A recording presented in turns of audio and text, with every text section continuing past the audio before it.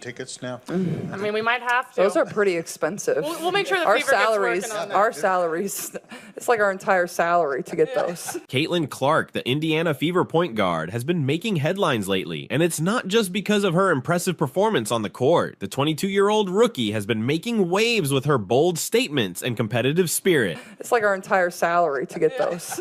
I'm not kidding.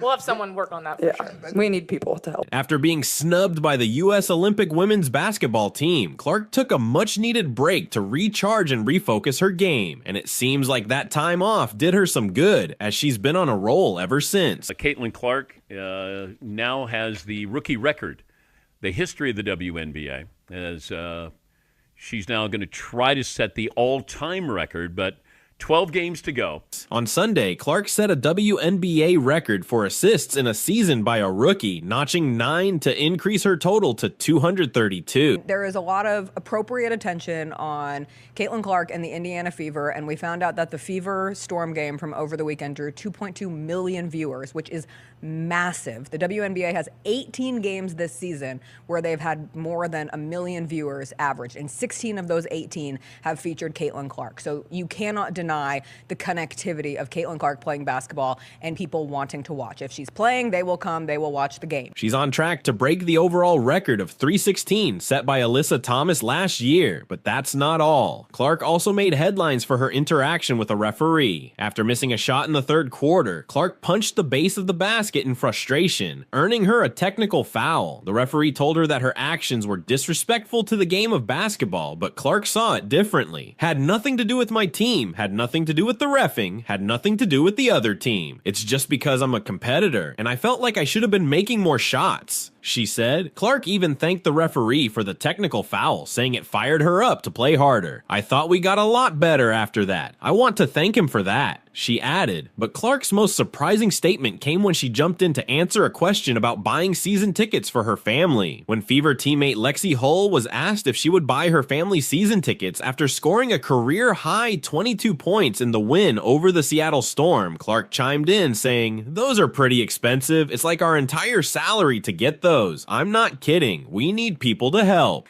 But making really peanuts, Dan, when meanwhile this is the reason why everybody's tuning into the WNBA. Caitlin Clark, just on her own, making $76,000 a year, which, I mean, she's making tons of other money in endorsements, but when you look at male athletes, something that I think a lot of them tend to make a habit of is they say, okay, I'm going to spend my paycheck or my salary rather, and I'm going to use that to fund my lifestyle, and I'm going to set aside my endorsement money. I'm going to put that in the bank. I'm going to invest that money. But for these WNBA players, if all you're making is $76,000, you've got to dig into those endorsement dollars to fund a lifestyle. And I'm not just talking about a lavish lifestyle. I'm just talking about a normal lifestyle, which costs even more these days thanks to Despite making millions in endorsements, Clark's comment about needing help to buy season tickets for her loved ones raised a few eyebrows. But one thing's for sure, Caitlin Clark is not afraid to speak her mind and make her presence known, both on and off the court. It's a fact that Caitlin Clark's rookie salary of $76,535 and her 4-year contract totaling $338,056 are quite small when compared to what male players in the NBA earn. The WNBA is becoming popular enough to increase salaries. You know, that's what the NBA does, and the NFL. They increase their salary cap. One of the things that's interesting, the financials of the Indiana Fever, I don't know if you saw this, but there's a 1,193% increase in jersey sales with the Indiana Fever because of Caitlin Clark. The WNBA's collective bargaining agreement, which was established in 2020 and runs until 2027, limits these salaries. The current supply and demand dynamics are shifting in favor of the players, largely thanks to Clark's rising star. And you're going to continue to see, like 2,000, this is a big deal in Indiana, 225% increase in corporate partnerships. You know, every season ticket is sold out. Listen to this one. Concession sales. I like this one in particular, Charlie.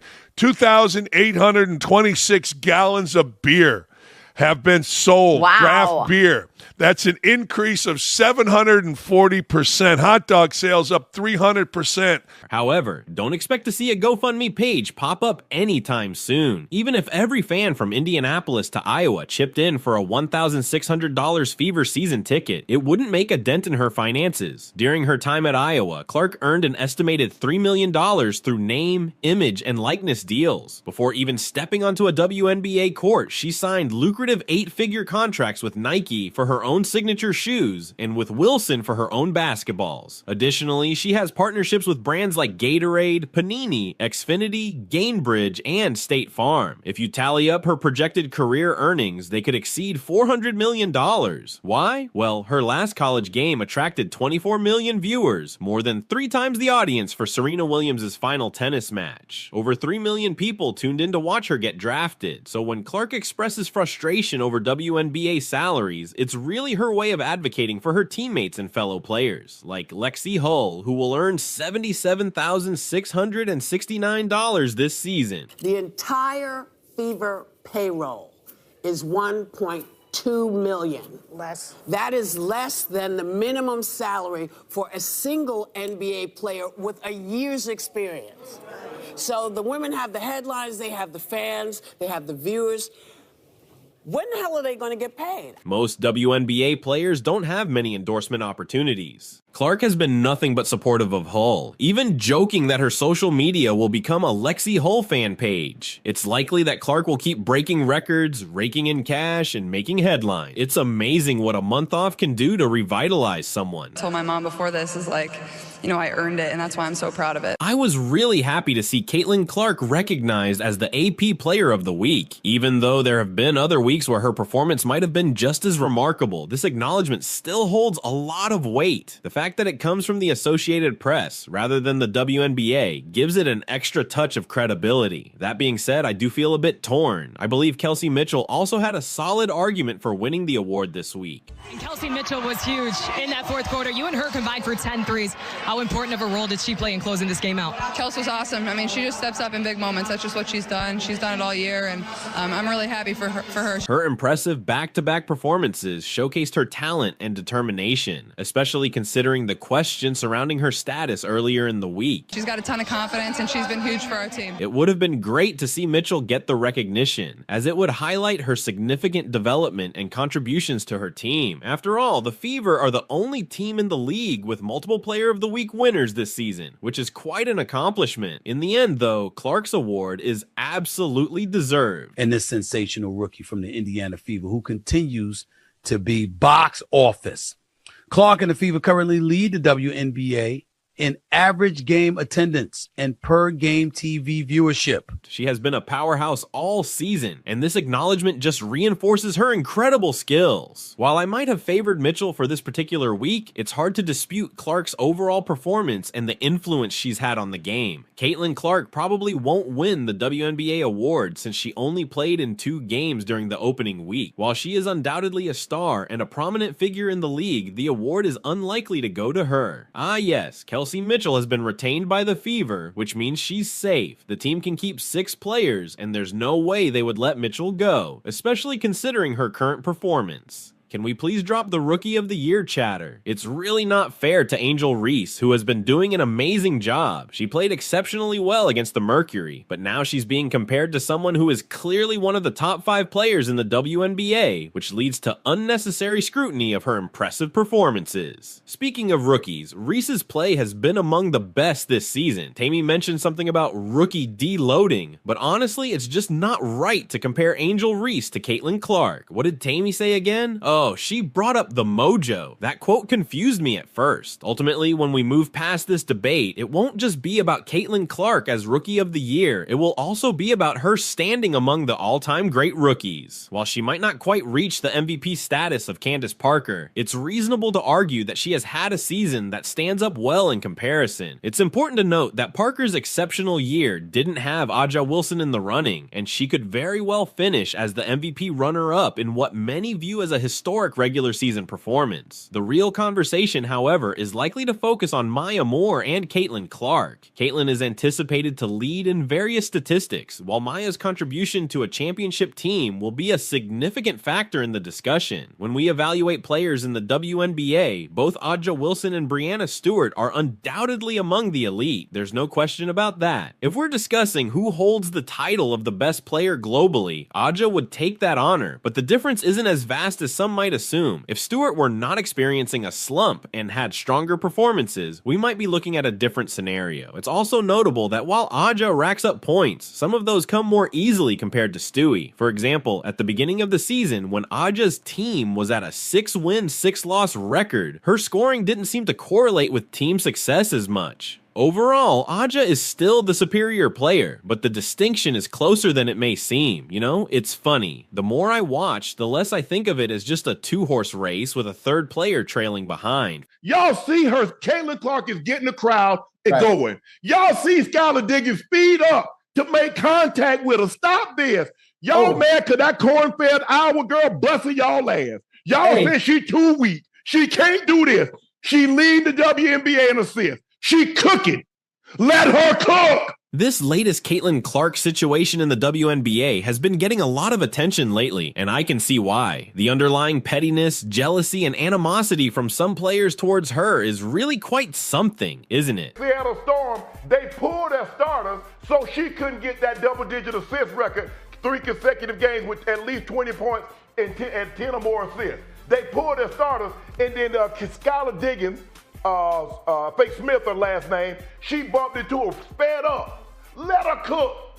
But if I'm Caitlin Clark, I'd have told Skylar Diggins, get your coat, your brim, and get on out of my gym. Take the incident with Skylar Diggins-Smith, for example. At the end of a game where Caitlin and her team completely outperformed their opponents, Skylar delivered a forearm shiver to Caitlin. Now, I know the refs didn't call it, but come on, that's just plain petty. And the coach and team's lack of class? Yikes, not a good look at all. She cutting ass.